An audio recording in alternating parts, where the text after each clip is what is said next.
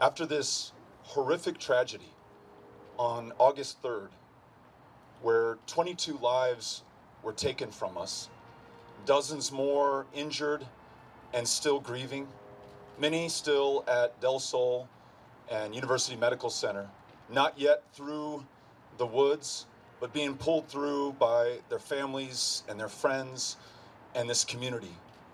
The way that we have met this tragedy.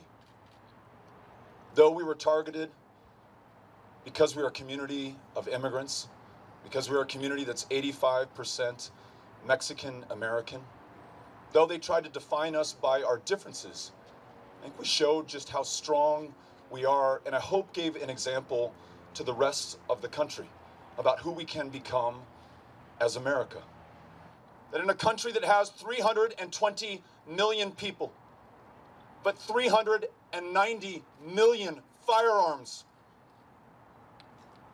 that we have too many guns, too many people who own them and use them and threaten us with them right now for the good of this country, for the good of the 40,000 of our fellow Americans, our fellow human beings who will lose their lives to gun violence this year and every year going forward until we change course.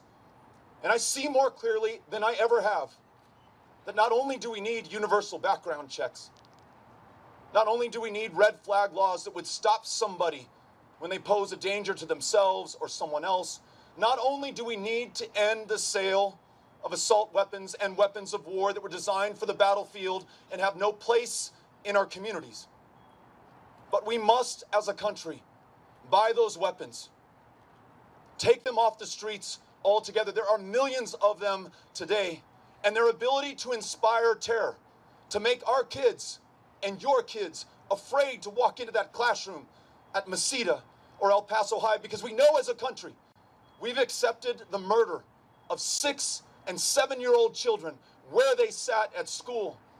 We've accepted high school students being hunted down in the halls of these institutions like El Paso High right behind me.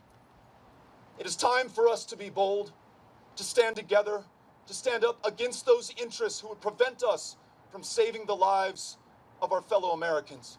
There have even been some who've suggested that I stay in Texas and run for Senate. But that would not be good enough for this community. That would not be good enough for El Paso. That would not be good enough for this country. We must take the fight directly to the source of this problem, that person who has caused this pain and placed this country in this moment of peril, and that is Donald Trump.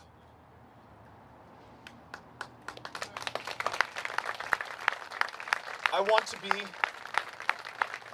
the leader for this country that we need right now and that we do not have. Someone who will not only not tear us apart, but do everything within their power to bring us together. Someone who doesn't inflame, but instead heals. Someone who doesn't work with fear, but instead hope.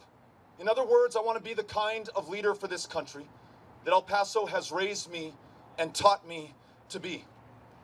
But as we head back on the campaign trail today, I know there is a way. I know there is a way to do this better. And that came to me last week.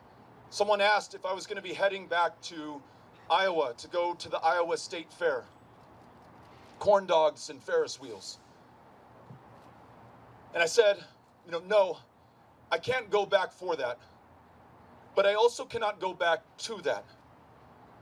The kind of challenges that we face in this country at this moment of crisis require an urgency, unless we want to reap the consequences of failing to meet them. Consequences that we lived and I hope learned from in El Paso on August 3rd.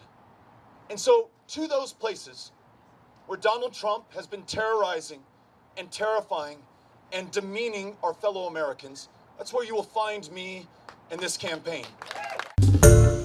Hi, everyone. George Stephanopoulos here. Thanks for checking out the ABC News YouTube channel. If you'd like to get more videos, show highlights, and watch live event coverage, click on the right over here to subscribe to our channel. And don't forget to download the ABC News app for breaking news alerts. Thanks for watching.